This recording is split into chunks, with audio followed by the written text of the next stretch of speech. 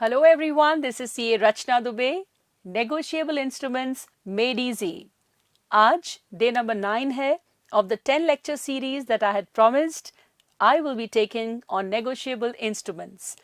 बहुत ही शानदार ये सफ़र रहा. तुमने बहुत सारे doubts पूछे and I got a lot of satisfaction realizing that the level of doubts that you asked were तभी हो पाते हैं वैसे डाउट्स इमर्ज जब आपका एक basic layer of understanding clear हो. So I am very very excited to finish this. Now 2 more days remaining, day number 9 and day number 10, and after that we will be conducting a special mock test only for negotiable. You write the answers and send it to me and let me see whether you were able to touch that explanation point which is expected of an inter and executive CS student or CMA student. So here we go. 9 days, 9th day today it is, and अभी तक हम क्या क्या पढ़ चुके हैं. Notes में मैंने तुम्हें इंडेक्स डे वाइज दिया ही है. The meaning of NI, promissory note, bill of exchange and all that is there. You can just cross check in the description. Now day number 9 is crossing of cheque. मैंने जो बेटे तुम्हें notes दिए हैं उसमें this is 16th point, crossing of a cheque. मेरे जितने भी बच्चे आज पहली बार सीधे 9th लेक्चर पे आए हैं, हम लोग अभी तक 8 लेक्चर्स जो कर चुके हैं, they were really very useful. The feedbacks I got were enormous and thank you so much for all the appreciation. So जो बच्चे पहली बार आए हैं वो प्लीज़ डिस्क्रिप्शन में नोट्स को डाउनलोड कर लें so that it's easier for them to go through the topic with me, और लिखने से ज़्यादा समझने पे उनका टाइम जाए. So बेटे, crossing is the 16th point and what is crossing, let us understand. देखो, कॉमन पार्लांस में तो तुमने ये सुना ही हुआ है कि दो तरह के चेक होते हैं, एक क्रॉस्ड और एक ओपन. यदि एक चेक में, वैसे तो हम कहीं भी कर सकते हैं crossing, but traditionally top left hand corner पे अगर हम दो पैरेलल लाइंस बना देते हैं तो this technically is called crossing. तो हम ये कह सकते हैं कि दो तरह के चेक्स होते हैं, ओपन चेक जिसपे कोई क्रॉसिंग नहीं है और क्रॉस चेक. तो जो ओपन क्रॉस होता है, ओपन चेक होता है बेटे, वो काउंटर पर भी कलेक्ट हो सकता है. मैंने आपको चेक दिया और उस पर कोई लाइंस नहीं थी, मैंने आपका नाम लिखा, मैं हूँ रचना, मैंने आपका नाम है ए, तो मैंने लिखा पेएबल टू ए. तो आप काउंटर पर जाकर मेरे बैंक के और पेमेंट ले सकते हैं, ओपन चेक. मगर मैंने चेक पर क्रॉस कर दिए और दो पैरेलल लाइंस बना दी, तो इसका मतलब ये हुआ कि अब आप काउंटर पर इसको कलेक्ट नहीं कर पाएंगे और आपको अपने बैंकर को देना पड़ेगा ये चेक. वो आपके बिहाफ पर कलेक्ट करके लाके आपको देंगे. सो ये पूरा पेमेंट लेने का तरीका बदल देता है क्रॉसिंग. सो अब मन में प्रश्न आता है कि ये क्रॉसिंग की जरूरत क्या है.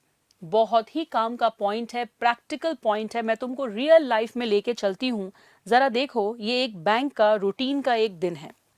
नाउ यहाँ पर मिस्टर ए, हम जिनकी अभी बात कर रहे हैं, एक व्यक्ति हैं जिनको किसी ने चेक दिया है, वो खड़े हैं. ठीक, उनके हाथ में तुम देख सकते हो कि एक चेक है जिसके ऊपर क्रॉसिंग नहीं है और वो ओपन चेक लेकर खड़े हुए हैं. ओपन चेक का मतलब होता है कि काउंटर पर आप ले सकते हो. तो अब जब मिस्टर ए काउंटर पे जाने ही वाले थे कि वहां पर उनके पास आ गया एक फोन. घर से फोन था तो उन्होंने फोन अटेंड कर लिया. फोन अटेंड करने के लिए वो बाहर चले गए, नेटवर्क नहीं आ रहा था, तो उनके हाथ से नीचे गिर गया ये चेक और उनके बाजू में कुछ लोग खड़े थे. उन्होंने देखा कि अरे ये कोई चेक गिर गया किसी का, और चेक उठा लिया. चेक में लिखा हुआ था रमेश. ओपन चेक था. बैंकर की कोई ड्यूटी नहीं है कि अगर ओपन चेक है तो काउंटर पे जो वो पहुंचे तो वो उससे पूछें कि आप रमेश ही हैं, आइडेंटिटी प्रूफ दिखाइए. बैंक का ऐसा कुछ नहीं करता है. आपने ओपन चेक दिया है तो आप इस रिस्क के लिए तैयार रहिए. तो बैंकर ने ये जो बंदे यहाँ खड़े थे इनको पेमेंट दे दिया और ये फटाफट पैसे लेके चंपत हो गए. अब मिस्टर ए जो है भड़बड़ाते हुए लौट के आए, और जब वो लौट के आए तो उन्होंने देखा कि मेरे हाथ से चेक गिर गया था. उन्होंने पूछा काउंटर पे तो वो तो बोले वो तो चले गए. तो उन्होंने बोला आपने नाम नोट किया? तो बैंकर बोला हम क्यों नोट करेंगे साहब, ओपन चेक था, जो काउंटर पे आया रमेश लिखा था, कोई आदमी आया था, हमने दे दिया उसको चेक। अब आप पता ही नहीं कर सकते कि वो चेक कौन ले गया। तो इतना रिस्की होता है ओपन चेक देना, क्योंकि वो काउंटर पे कलेक्ट हो सकता है। इसकी जगह पर अगर चेक क्रॉस्ड होता, तो अगर क्रॉस चेक जमीन पे गिरता तो हाई लाइकलीहुड थी कि क्रॉस तो बैंकर के थ्रू ही जाएगा, किसी चोर को मिलता, वो उसमें अपना नाम बदल भी लेता, फिर अपने बैंकर से वो कहता कि चेक कलेक्ट करके ले आइए, उसका बैंकर जाके चेक कलेक्ट करता, जब खबर लगती कि ये सब फ्रॉड हो गया है तो वो बैंकर वापस सिरा जोड़ के अपना अकाउंट, कौन से अकाउंट में पैसे उसने दिए हैं वो देख लेता, और जब आदमी बैंक अकाउंट खोलता है तो KYC know your customer norms के तहत वो इतनी डिटेल लिखनी पड़ती है आजकल कि आदमी पकड़ जाता ही है। या तो आदमी फर्जी अकाउंट खोले, जैसे कि आजकल इंडिया में बहुत जगह मोरालिटी खत्म हो रही है, लोग मार्कशीट, पैन कार्ड सब कुछ नकली लेके पहुंच जाते हैं और बैंक अकाउंट खोल लेते हैं। अब इतना खराब केस हो तो you can't say, but otherwise तो आप पकड़ सकते हो कि पेमेंट कहां पर गया, कौन से अकाउंट में गया। So that's why crossing helps to trace the payment, ये सबसे इंपॉर्टेंट बात है। बट क्रॉसिंग का ये कतई मतलब नहीं है कि चेक के एंडोर्समेंट से कोई दिक्कत है, कोई दिक्कत नहीं है, it is easily transferable. Also बेटा, मैंने तुम्हें एक चेक दिया, वो ओपन चेक था, तुमको पैसे लेने थे, तुम बैंक जा रहे थे, तुम्हारे दिमाग में बात आई गुम गया तो कहीं यार दिक्कत होगी, तुमने खुद 2 लाइन ड्रॉ कर ली, क्या ये अलाउड होना चाहिए? बिल्कुल। क्रॉसिंग से किसी का नुकसान नहीं हो रहा है। Yes, it is a material alteration, but it requires no authentication, क्योंकि सीधी बात है ना, किसी के राइट्स एंड लाइबिलिटीज पे कोई असर नहीं हो रहा है। हालांकि character of the document change हो रहा है, परंतु सबके बेनिफिट के लिए, तो इसलिए you can do your crossing yourself. So that is how crossing plays its role in the smooth functioning of the check. So let us do the definition. What is crossing? Crossing is a direction given by the drawer of the check. Crossing एक निर्देश है जो check draw करने वाला अपने banker को दे रहा है कि sir, dear banker, please don't pay on the counter but please pay only to my payee's bank through account only. So that is how it becomes safe and it is in interest of both the parties. Right? Now बेटे, मैंने तुम्हें logic explain कर दिया। अब कितने तरह की crossing हो सकती है, let me explain that to you. Very very practical, आपको बिल्कुल क्लियरली समझ के सुनना चाहिए। तो वैसे तो बेटा जनरल और स्पेशल 2 तरह की होती हैं, मगर उसमें भी फर्दर डिटेल्स होती, तो 4 मान लो तुम। ब्रॉडली 4 तरह से मैं तुम्हें एक्सप्लेन करने वाली हूँ कि कैसे कैसे क्रॉसिंग हो सकती है। मैंने नोट्स में सब कुछ बहुत ही क्लियरली लिखा है, तुमको समझने में बिल्कुल दिक्कत नहीं होगी, तुम बस वहीं पर नोट्स बनाते जाना। सबसे पहले मैं बात कर रही हूँ general crossing. General crossing is as simple as this. आपने चेक पर, ए ने बी को चेक दिया 1 लाख रुपीज का, 2 लाइन्स ड्रॉ कर दी, तो इसका सिर्फ इतना मतलब है कि अब ये ओपन चेक नहीं बचा, अब ये बैंकर के थ्रू ही कलेक्ट होगा। कौन सा बैंकर? ये जो बी है ना बेटा, इसको कहते हैं पेई। तो पेई अपने बैंकर को जाके देगा, पेई का बैंकर कहलाता है कलेक्टिंग बैंकर। पेई का बैंकर कहलाता है कलेक्टिंग बैंकर। और अगर ए का अकाउंट है ICICI बैंक में, तो ये जो बैंक अकाउंट है ये कहलाता है पेइंग बैंकर। पेइंग बैंकर का मतलब वह बैंक जो पे कर रहा है, और कलेक्टिंग बैंकर का मतलब वह बैंक जो पैसे कलेक्ट कर रहा है। तो paying banker is the banker of the maker and collecting banker is the banker of the pay. Okay, अब आते हैं अपन स्पेशल क्रॉसिंग पर। तो स्पेशल क्रॉसिंग में क्या होता है सुनो। ये थे मिस्टर ए, इन्होंने बी को चेक दिया, चेक था 1 लाख रुपीस का। मिस्टर ए का अकाउंट था स्टेट बैंक ऑफ इंडिया में। मिस्टर ए ने जब बी को चेक दिया तो उन्होंने क्रॉस तो करा, साथ में उन्होंने यहां पर लिख दिया PNB, पंजाब नेशनल बैंक। इसका मतलब ये हुआ कि जब पंजाब नेशनल बैंक की तरफ से ये पेमेंट आएगा कलेक्शन के लिए, तब ही स्टेट बैंक ऑफ इंडिया पेमेंट करेंगे। तो जब आप कलेक्टिंग बैंकर का भी नाम स्पेसिफाई कर देते हैं तो उसको कहते हैं हम स्पेशल क्रॉसिंग। स्पेशल क्रॉसिंग में मिस्टर बी का अकाउंट अगर पीएनबी में होगा तभी वो वहां से पेमेंट निकलवा पाएंगे, और नहीं होगा तो उनको अकाउंट खोलना पड़ेगा। ठीक है बेटा, ये हो गया स्पेशल क्रॉसिंग। अब स्पेशल क्रॉसिंग के बाद मैं नेक्स्ट क्रॉसिंग पर आती हूं, एंड दैट इज अकाउंट पे क्रॉसिंग। अब ये अकाउंट पे क्रॉसिंग क्या होती है, सुनो। मिस्टर ए ने मिस्टर बी को चेक दिया। मिस्टर ए ने जब मिस्टर बी को चेक दिया, तुमको मालूम है कि बी पेई है, राइट? बी इज द पेई, और पेई को एंडोर्समेंट करने का भी हक रहता है। एंडोर्समेंट का मतलब मैं तुम्हें बता चुकी हूं, अगले को ट्रांसफर करना। बट ए ने लिख दिया यहां पर अकाउंट पेई, तो इसको रिस्ट्रिक्टिव क्रॉसिंग भी कहते हैं। रिस्ट्रिक्टिव क्रॉसिंग में, अकाउंट पे क्रॉसिंग में, अब आप अपने बैंक को ये निर्देश दे रहे हो कि ये चेक सिर्फ मिस्टर बी के खाते में जाएगा और किसी के खाते में नहीं। इसका मतलब नाम लिखे जाने के बाद अब एंडोर्समेंट नहीं हो सकता। तो रिस्ट्रिक्टिव क्रॉसिंग का मतलब जिस व्यक्ति का नाम वहां स्पष्ट है उसी के नाम पर जाएगा, उसके नाम पे नहीं जाएगा जो इसके अलावा हो। बट इसमें कहानी में एक पेच है, एक ट्विस्ट है, वो ये देखो।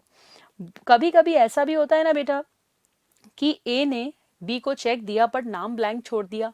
बेरर चेक हमने पढ़ा था ना, या जिसमें नाम स्पष्ट ना हो, राइट? तो उन्होंने नाम नहीं लिखा, तो क्या अब भी ये ट्रांसफरेबल है, क्या ये नॉन ट्रांसफरेबल है?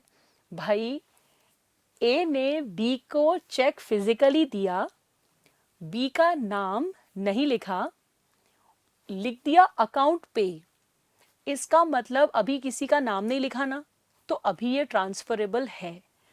सो ए ने बी को फिजिकली चेक दिया, बी का नाम नहीं लिखा था, बी ने सी को दिया, सी ने डी को दिया, डी ने ई को दिया, ई ने अपना खुद का नाम लिख लिया। अब आगे ट्रांसफर नहीं होगा क्योंकि ई का नाम लिखे जाते से ही ये अकाउंट में जाएगा ई के। तो जब तक अकाउंट पे नाम, चेक में किसी व्यक्ति का नाम नहीं लिखा हो तब तक वो ट्रांसफरेबल रहता है, बट नाम लिखे जाने के बाद फिर वो ट्रांसफरेबल नहीं रहता। I hope you have understood this very very important concept. अब इसके बाद एक और मैं तुम्हें इंपॉर्टेंट कॉन्सेप्ट करा दूं, नॉट नेगोशिएबल क्रॉसिंग। अगर कोई व्यक्ति चेक पे लाइंस ड्रॉ करके उसमें लिख दे not negotiable, NN crossing, not negotiable, क्या मतलब है इसका? इसका मतलब बहुत ही शानदार है, समझना। तुम्हें मालूम है कि a cheque is a negotiable instrument. तुम्हें मालूम है कि नेगोशिएबल इंस्ट्रूमेंट की खासियत क्या है?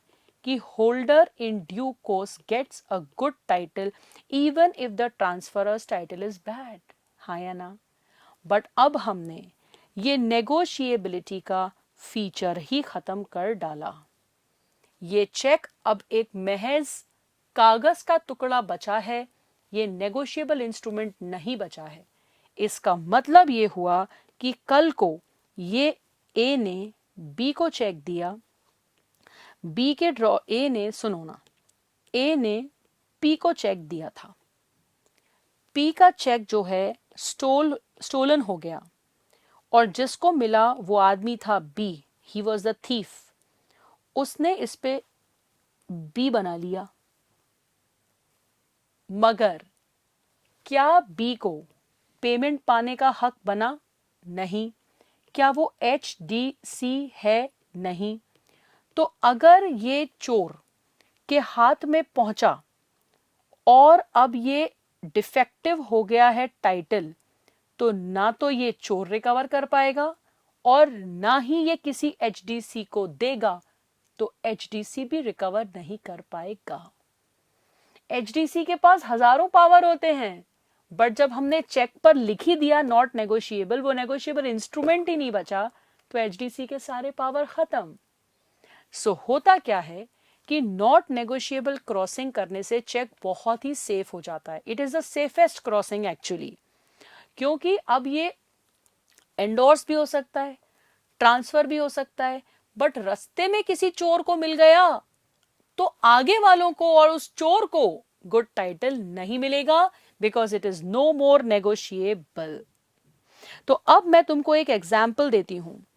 ए ने बी को चेक दिया, ध्यान से सुनना, और चेक पर लिख दिया नॉट नेगोशिएबल।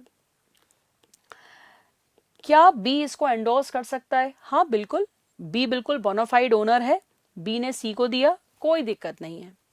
सी से चुरा लिया डी ने, जो कि एक चोर था, तो चोर के हाथ में आते से ही वो टाइटल क्या हो गया? डिफेक्टिव।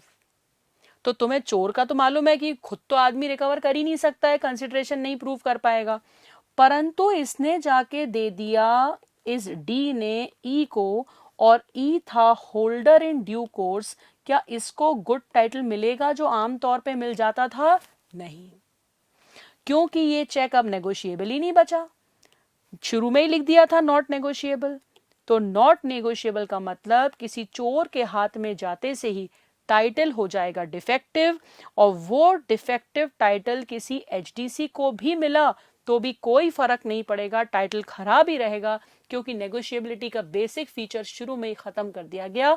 तो that's why it is safest crossing. ध्यान से सुनना बच्चों मेरी बात, बहुत ही इंपॉर्टेंट ये टॉपिक है। कौन क्रॉस कर सकता है? जब आप चेक बनाते हो तब भी आप क्रॉसिंग कर सकते हो भाई। Promissory note, bill of exchange में ये फंडा नहीं होता, इट्स ओनली इन चेक। जो होल्डर है, जिसको चेक मिला है, वह भी क्रॉसिंग कर सकता है।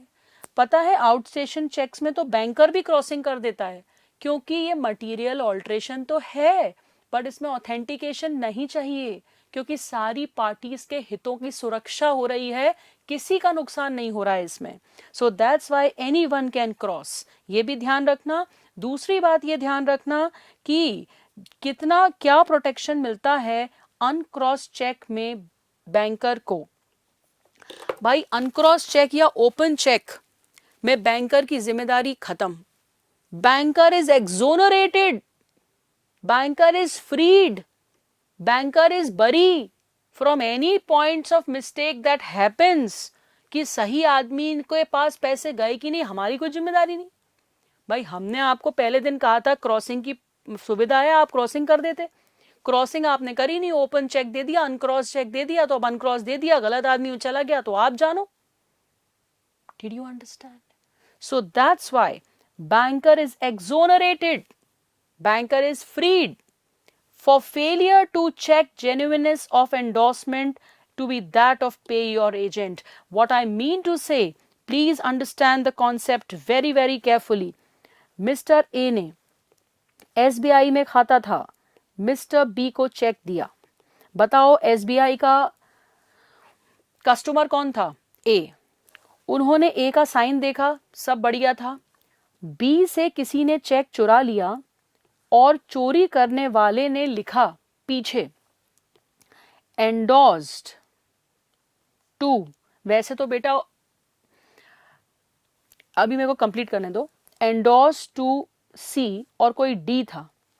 अब बताओ क्या एसबीआई बैंकर को सपना आ रहा है कि ये जो डी ने एंडोर्समेंट कर लिया है, सी को कर दिया है, ये पार्टीज कौन है? बैंकर तो इनमें से किसी पार्टी को नहीं जानता भाई।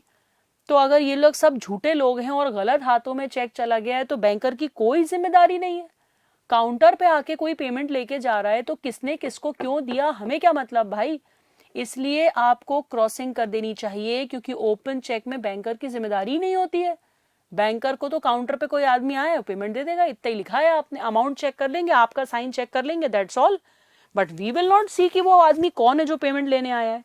तो इसलिए प्रोटेक्शन रहता है बैंकर को अनक्रॉस चेक में, उसकी कोई जिम्मेदारी नहीं है कि वो ये समझे कि कौन पेमेंट लेने आया है। आपको दिक्कत है तो आप क्रॉसिंग करके दीजिए, अनक्रॉस चेक देने हैं तो बिल्कुल बेवकूफ़ी भरा काम है।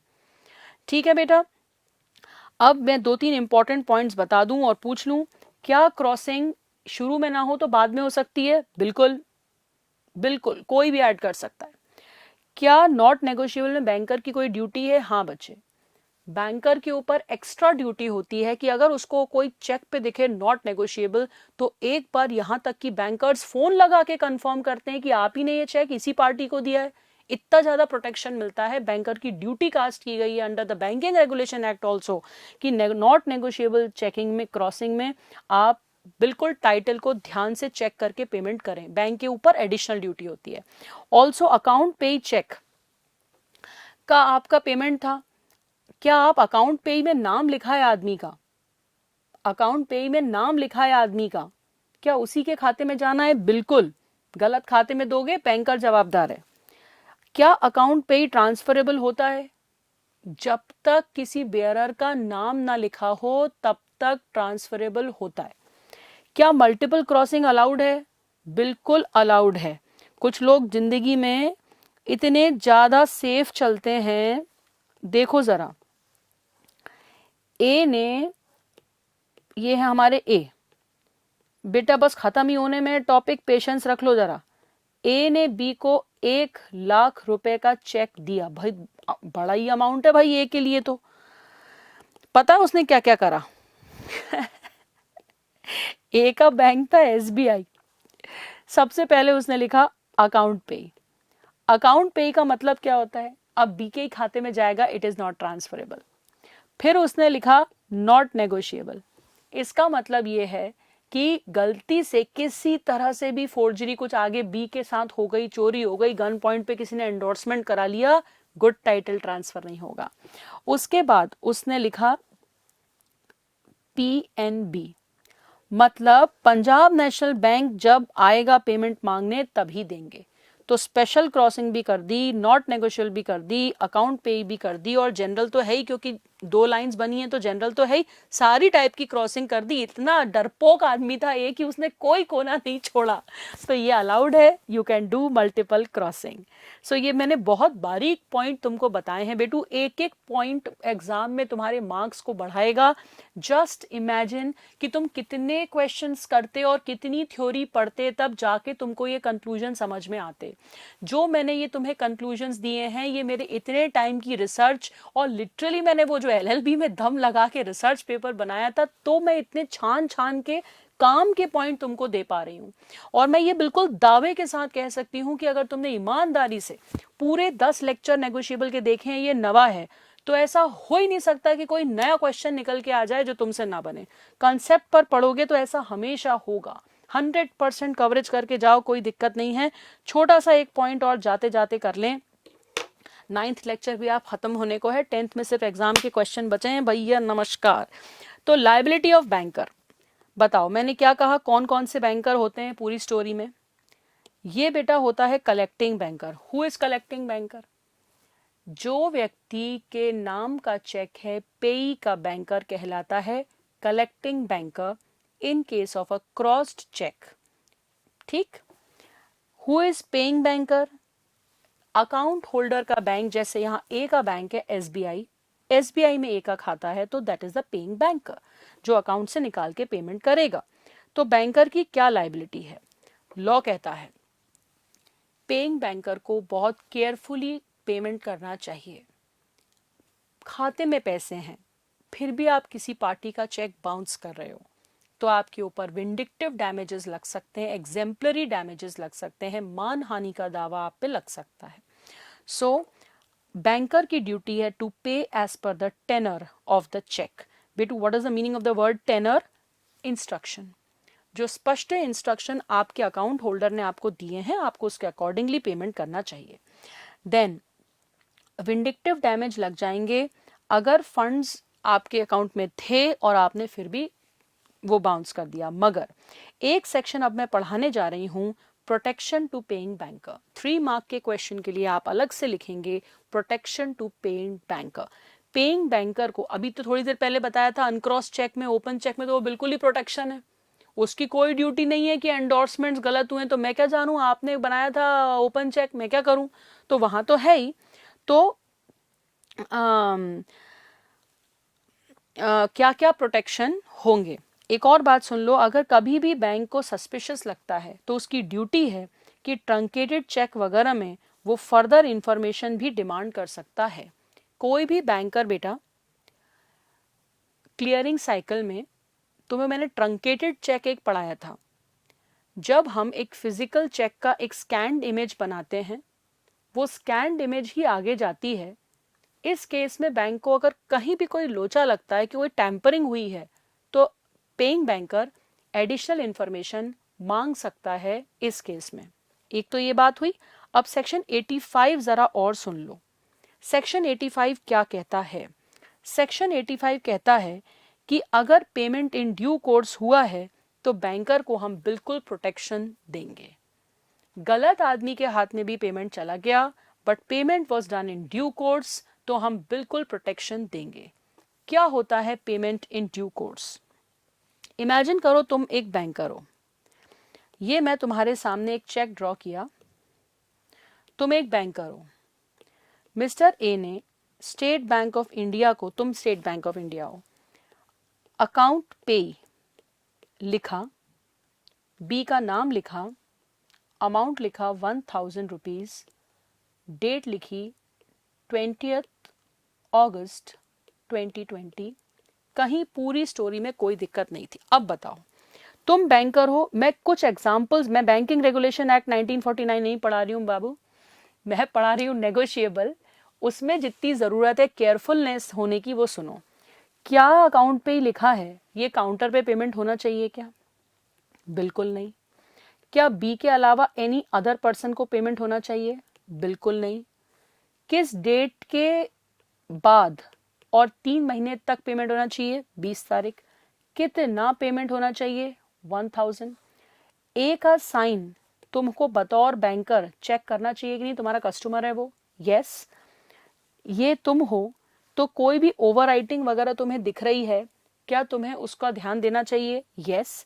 तुम्हारे कस्टमर ने तुमको एक एप्लीकेशन दी है कि मैंने ये चेक तो दे दिया है पर मैं स्टॉप पेमेंट लगा रहा हूं, तो उसका स्टॉप पेमेंट इंस्ट्रक्शन देखते हुए भी तुम्हें पेमेंट करना चाहिए क्या? बिल्कुल नहीं। तुमको पता है कि तुम्हारा कस्टमर की डेथ हो गई है, पेपर में तुमने पढ़ लिया था उसकी डेथ हो गई है। बैंक वाले हमेशा रोज पेपर पढ़ के भाई नोट करते हैं, एक ऑफिशियल का काम ही होता है पेपर पढ़ना, क्योंकि प्रॉपर्टी और बहुत सारे उसमें वो आते रहते हैं ना डिस्क्लेमर, जाहिर सूचना एंड ऑल दैट। तो तुमको पता चल गया डेथ ऑफ अ पार्टी के केस में फिर पेमेंट नहीं क्लियर करना चाहिए जब तक बिल्कुल लीगल एयर प्रॉपर एक एप्लीकेशन ना दे कि yes this cheque has to be cleared. तुमने सारी सावधानियों का ध्यान रखा और पेमेंट करा। तो जब आप इंस्ट्रक्शन के निर्देशानुसार सावधानी बरतकर, लापरवाही बिल्कुल ना करके ऑनेस्टली पेमेंट करते हैं, उसको कहते हैं payment in due course. Payment in due course का मतलब जो सामने सामने अपरेंट इंस्ट्रक्शन दिख रहा है उसके अकॉर्डिंगली पेमेंट करना, that's called payment in due course. So अगर आप पेमेंट इन ड्यू कोर्स करते हैं, आप पूरे सावधान होके करते हैं और इस पूरी स्टोरी में फिर भी कहीं पर गलत आदमी को पेमेंट चला जाता है बट आप पूरी तरह केयरफुल रहे थे like a man of ordinary prudence, तो एसबीआई बैंकर हैं आप, आपको प्रोटेक्शन मिलेगा, आपकी कोई गलती नहीं मानी जाएगी। So that is a very important, please mark it for 3 marks question, payment in due course.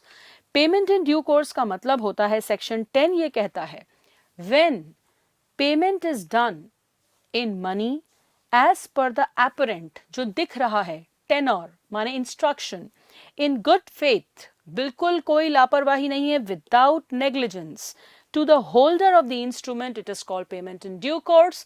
And if payment is done in due course, उसमें अगर बाद में कोई लोचा होता है तो बैंकर जवाबदार नहीं है, बैंकर जवाबदार नहीं है।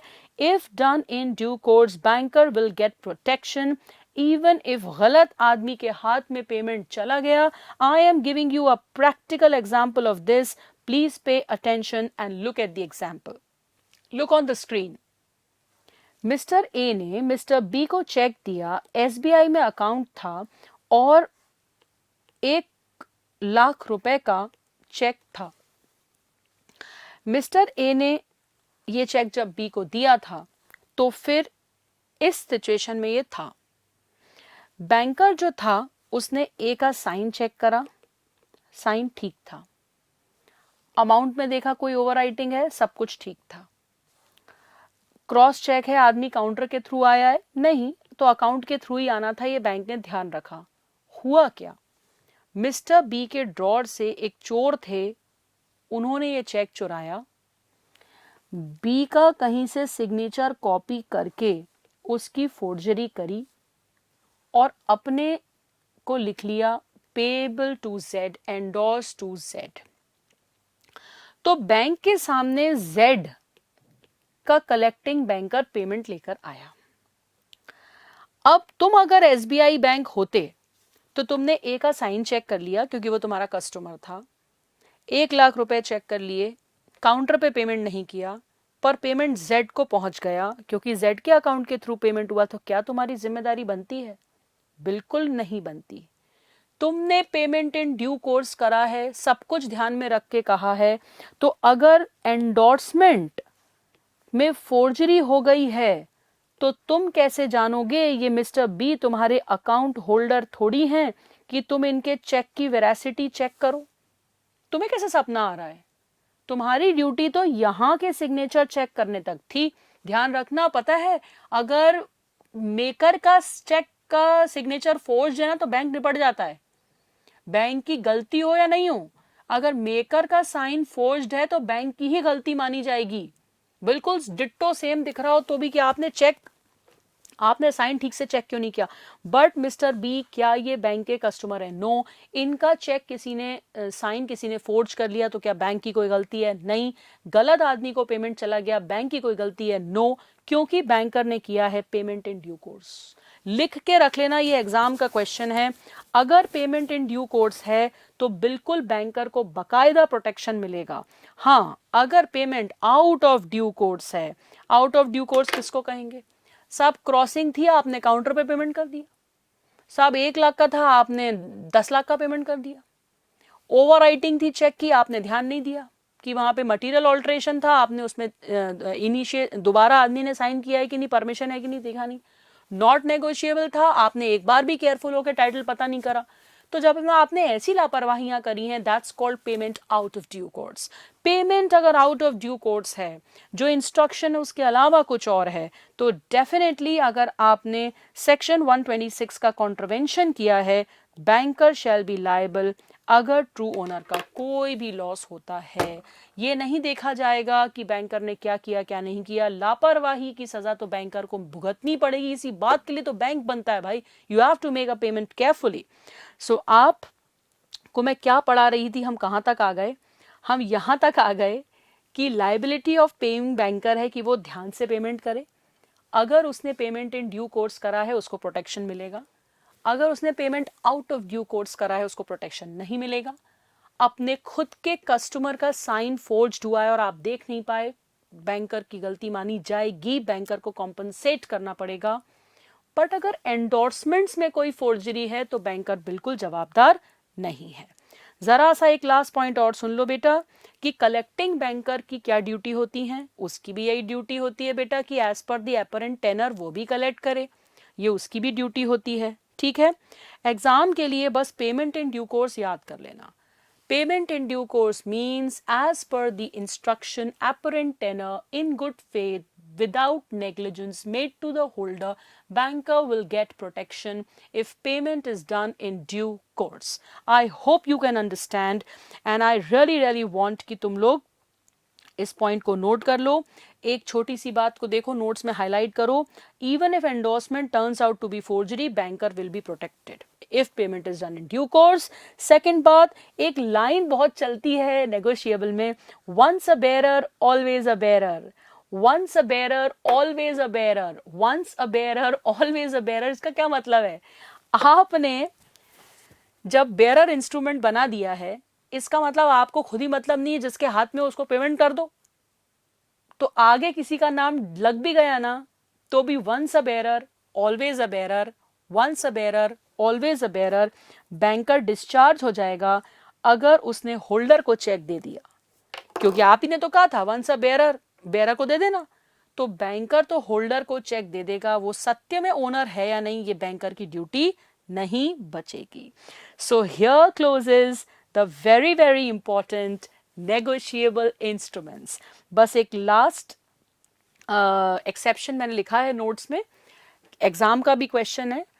खुद के अकाउंट होल्डर का चेक साइन अगर फोर्ज्ड है, जैसे यहाँ पर ए ने साइन करा है, बी को चेक दिया है, या इसमें फोर्जरी हो गई, तो बेटू बैंक रो नहीं सकता कि मेरी क्या गलती है, मेरे को तो बिल्कुल सेम दिख रहा था।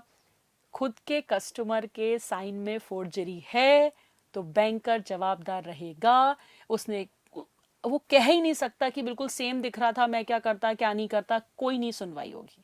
सो that's how we sum up negotiable instruments in style. So next class में हम डे नंबर 10 में एग्जाम के क्वेश्चंस करेंगे, और मेरा तुमसे कहना है जो पिछली क्लास में भी कहा था, please download the APT app, और वहां पर जाके आप मल्टीपल चॉइस क्वेश्चंस 100 क्वेश्चंस हैं उनको सॉल्व कीजिए।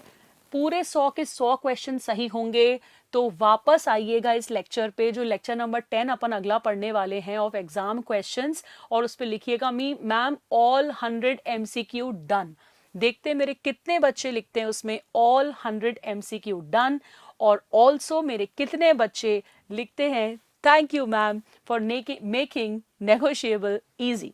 मेरा टॉपिक का नाम ही था negotiable instruments made easy. So let me see how much easy I could make. So just expecting a last thank you from you in the notes. Not that I want that thank you. I just want to see how many lives I could touch and how many people I could really make this negotiable easy for them. All right, bete. So see you soon tomorrow. Last video of negotiable. That is day number 10. Tomorrow we shall be beginning. इसी तरह के informative videos देखने के लिए हमारे channel को subscribe करें और लेटेस्ट वीडियोस को सबसे पहले देखने के लिए बेल आइकॉन को हिट करें। साथ ही लाइक और शेयर करना ना भूलें। APT educating India.